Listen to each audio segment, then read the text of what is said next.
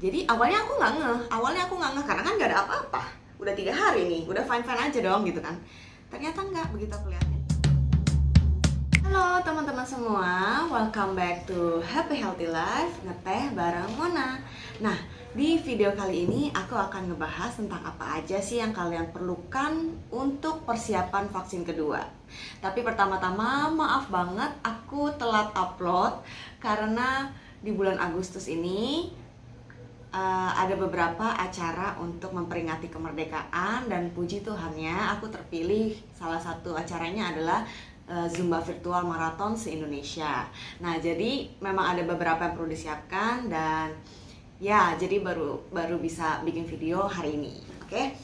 Yuk kita mulai ya. Nah, jadi pada saat kalian vaksin pertama itu kalian diminta untuk isi data diri kan.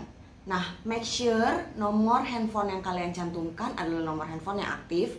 Kenapa? Karena nanti kalian akan di SMS-in di mana dan kapan kalian vaksin kedua. Ya, jadi ini penting banget. Nah, aku udah dapat SMS-nya dari 1199 di mana aku vaksin dan kemudian kapan tanggal vaksinnya. Karena vaksin aku Sinovac dan aku vaksin pertama itu tanggal 30, jadi jedanya kan 28 hari itu. Jadi aku dapat vaksin itu yang kedua tanggal 28 Juli. Jadi SMS yang dikirimkan itu hanya kepada nama kita dengan nomor KTP kita, vaksin kedua tanggal sekian nah D-nya ini tuh agak cukup membingungkan menurut aku karena di SMS yang aku dapatkan adalah tulisannya Polsek Jakut. Nah, bingung kan? Padahal aku vaksin pertama itu lokasinya di sebuah mall di Jakarta Utara memang, cuman kalau tulisannya Polsek Jakut pada saat aku cari di Google Map juga banyak gitu loh pilihannya. Bisa Jakut itu kan bisa di Pluit, bisa di Sunter gitu dan lain sebagainya. Nah, jadi berdasarkan pengalaman aku di vaksin pertama, pada saat vaksin itu aku tanya, "Mbak, aku vaksin keduanya itu di mana ya?" Terus dijawab sama susternya, "Oh, bisa di mana aja kok, Kak. Bisa juga kemari lagi." Nah, tapi kan ada beberapa tempat vaksin tuh yang enggak periodenya tuh terbatas gitu kan ya. Nah, jadi karena berhubung aku tuh juga punya experience 2 kali menunggu di lokasi vaksin yang nggak ada AC, jadi aku kepikiran, oh kalau misalkan memang bisa vaksin kedua di tempat yang berbeda, yang ruang tunggunya mungkin ada AC supaya nggak kepanasan, ya why not gitu loh kita cari. Nah, akhirnya kita cari tempat nih untuk vaksin kedua. Tapi bukan di mall kali ini, tapi di salah satu lokasinya masih sama di daerah Pluit juga. Jadi aku vaksin di Holy Wing. Pada saat kita masuk, kembali aku ingatkan ke teman-teman adalah number one, bawa pulpen sendiri. Bawa pulpen sendiri ya, karena di Holy Wing dan sama seperti tempat-tempat sebelumnya adalah mereka menyediakan pulpen dan pulpennya terbatas. Jadi kalian mau nggak mau kan ada kontak sama orang ya melalui pegangan tangan. Dan yang kedua ya itu terbatas gitu. Jadi kalian nunggu-nungguan dan lain sebagainya. Baiknya bawa pulpen sendiri. Kemudian kerennya sebelum kita masuk ke tempat vaksin itu ada tempat cuci tangan dan kalian wajib cuci tangan. Good banget ini. Pada saat kita masuk ya ruang tunggunya kayak gini.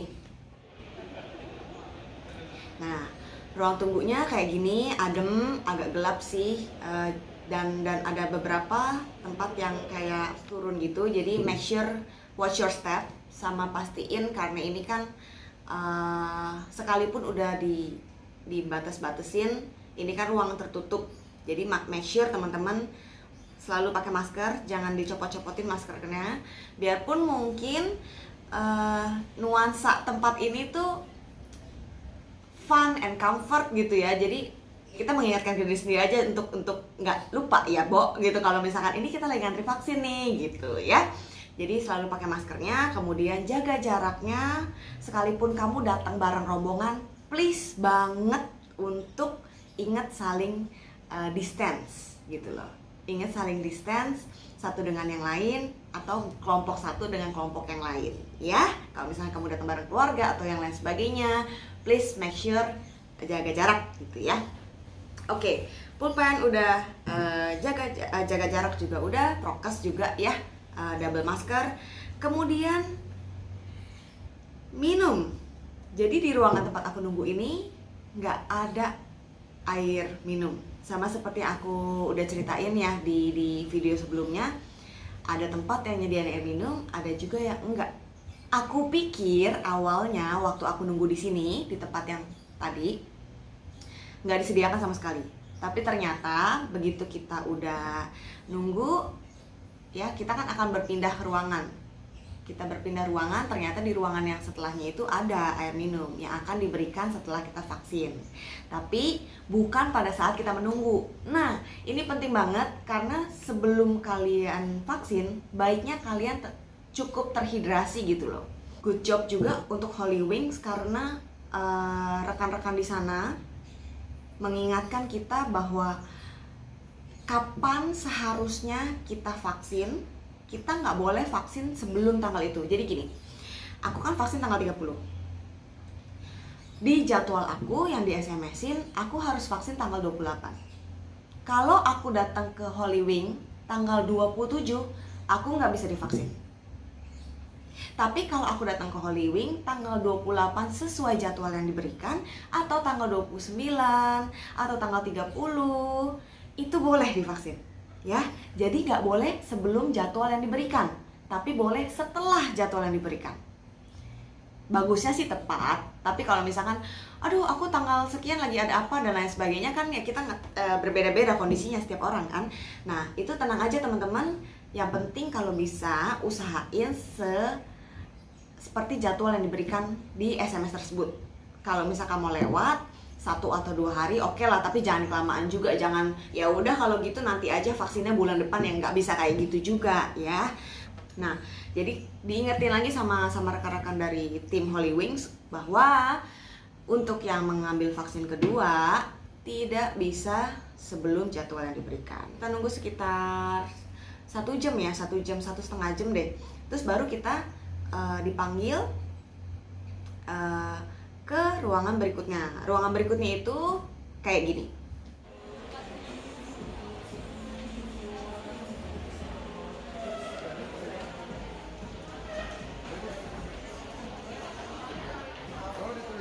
Nah, begitu kita masuk, dicek lagi suhunya, kemudian kita diregis lagi, diregis ulang. Kembali aku ingatkan, pulpen. Nah, udah tulis nama, kemudian tanda tangan, email dan lain sebagainya. Ngantri lagi, kemudian screening. Nah, di screening ini seperti biasa ya, cek tekanan darah. Aku lolos, suamiku lolos. Tapi saat itu kita bertiga vaksinnya.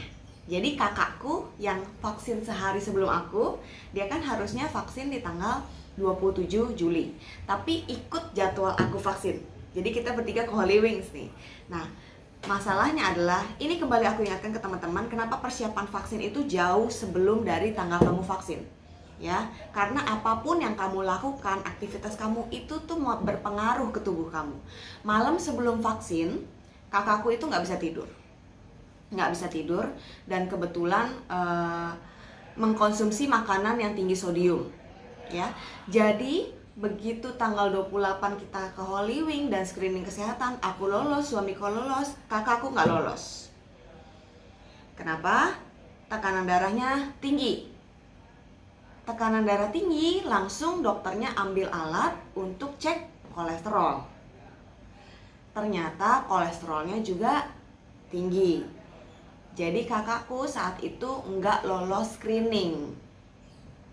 Jadi gimana kak? Nggak bisa vaksin? Yes, ditunda dulu dengan tujuan perbaikin pola istirahatnya, kemudian apa yang dikonsumsi di tubuh itu dijaga dulu makannya. Jangan makan yang tinggi sodium alias asin-asin, tinggi garam gitu ya.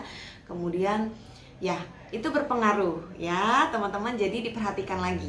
Mulai dari sebelum vaksin itu disiapin tubuhnya ya. Oke, nah udah tuh aku abis dari screening kesehatan, aku pindah lagi ketemu tim selanjutnya yang waktu itu menyesuaikan data yang aku tulis dengan apa yang aku ingat. Nah, oke, udah kayak gitu ya udah aku antri untuk vaksin.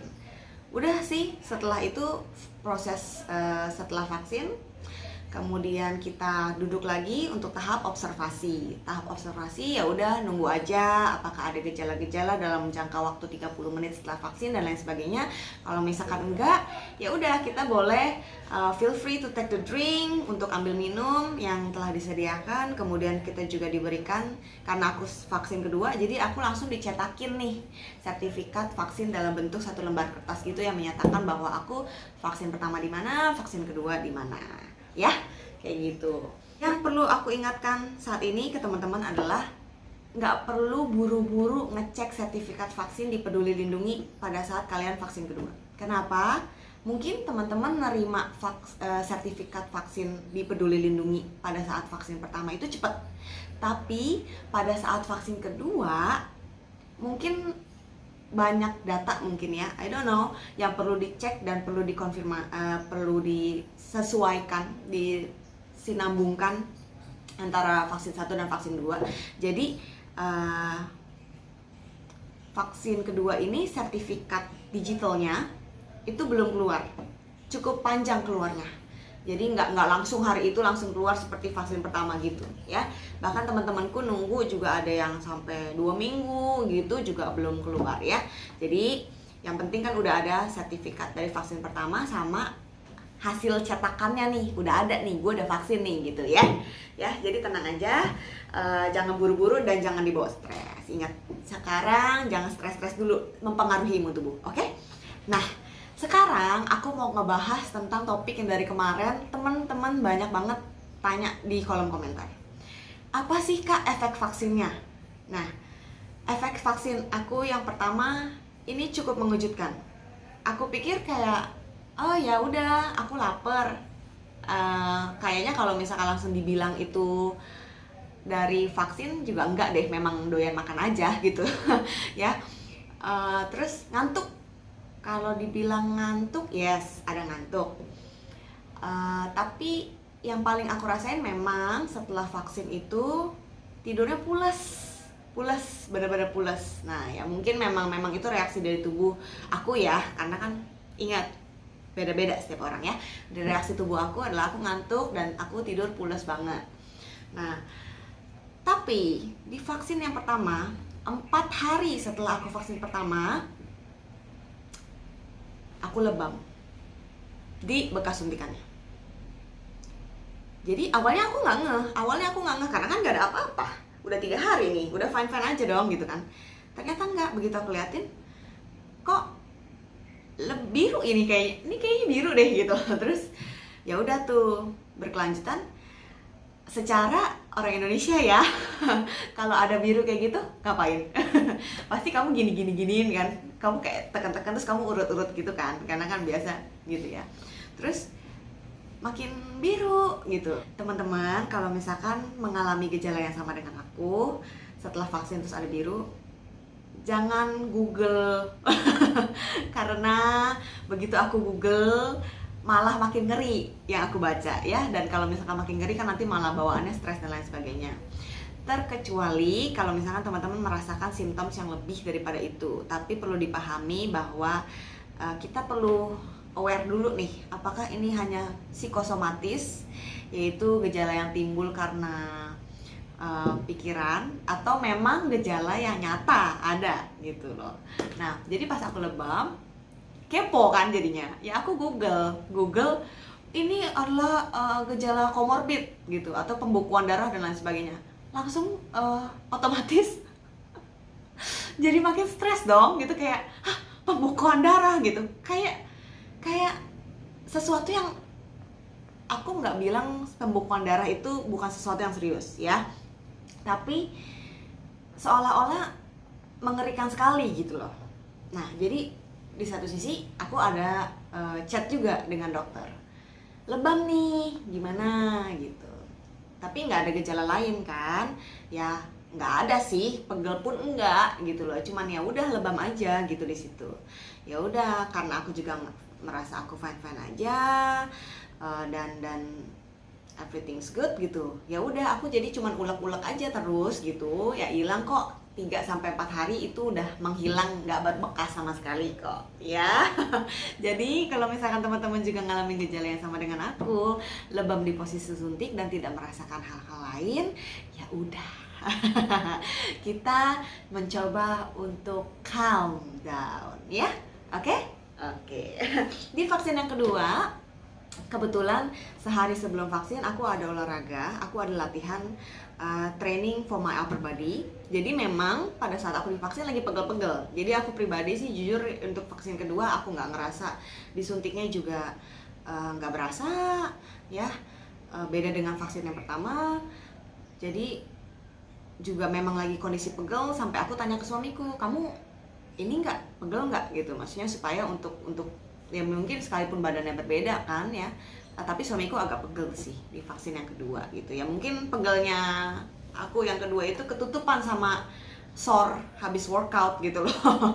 Jadi aku agak sempet menikmati pegel vaksin kedua. Tapi di vaksin yang pertama jujur pada saat disuntik menurut aku pribadi lebih terasa di vaksin yang pertama dibandingkan yang kedua. Terus kemudian pada saat vaksin kedua aku pribadi juga masih ya deep sleep, bobonya jadi pules. Udah sih, so far itu aja yang aku rasain, nggak ada yang puji Tuhan juga nggak ada gejala yang kayak gimana. So far cuman itu aja. Tapi kalau misalnya teman-teman ada gejala lain yang teman-teman alamin, boleh share juga di kolom komentar ya. Jadi supaya kita saling sharing dan saling tahu nih gimana sih kalau misalkan vaksin setelah ini, atau teman-teman yang ada apa nanti setelah vaksin kayak gimana gitu. Share-share juga di kolom komentar ya. Oke. Nah, kembali ke topik, gimana nih kalau misalkan kakakku kan ditunda dulu dan dia harus perbaikin pola hidup dia kan. Maksudnya pola makan dia, makanan yang dimakan dia harus jaga dulu dan lain sebagainya. Nah, hari itu kita memastikan kakakku cukup tidur, cukup istirahat, dan makannya nggak yang aneh-aneh dulu gitu loh, nggak yang goreng-gorengan dulu, kita stop dulu. Goreng-gorengan, santan itu kita stop dulu sehari itu aja. Dan besoknya kita balik lagi ke Holy Wing. Tensi darahnya udah bagus nih, tapi memang karena satu dan lain hal, salah satunya adalah karena ada konsumsi obat-obatan. Nah, ini juga kalau misalkan teman-teman ada konsumsi obat-obatan, kalian harus jujur ya, bilang ke dokternya obat-obat apa yang kalian sedang konsumsi. Karena bisa jadi itu berpengaruh ke kondisi kalian, apakah memungkinkan untuk divaksin atau enggak. Jadi pada saat kita balik lagi, karena kakakku ada konsumsi obat-obatan, dokternya memutuskan bahwa kakakku nggak bisa divaksin hari itu, tapi membutuhkan surat dari dokter yang memberikan obat tersebut, bahwa kakakku ya ini obat-obatnya tidak akan berpengaruh ke vaksinasi gitu ya. Jadi tunda lagi, dan akhirnya karena hari itu adalah hari terakhir di vaksinasi, program vaksinasi di Holy Wing, jadi kita harus cari tempat berikutnya untuk kakakku divaksin. Dan akhirnya kakakku bisa vaksin dengan surat dokter yang dia bawa. Jadi dia sudah bawa surat dokter yang memberikan dia obat tertentu itu ke lokasi vaksinasi berikutnya, yaitu kita ke RSUD Kembangan. Nah, di situ bisa vaksin dan lolos screening juga karena udah jaga pola hidup dan juga udah istirahat yang cukup. Jadi oke, teman-teman, ini video vaksin yang kedua. Sekali lagi sorry karena terlambat upload. Terima kasih juga untuk antusiasnya teman-teman nonton video ini dan juga untuk share video ini, dan pastinya untuk mensukseskan program vaksinasi dari pemerintah yang aku sharingkan untuk teman-teman. Semoga bermanfaat dan semoga bisa membantu untuk teman-teman supaya lebih rileks sebelum vaksin. Oke, terima kasih teman-teman semua. Sampai ketemu di video selanjutnya. Bye.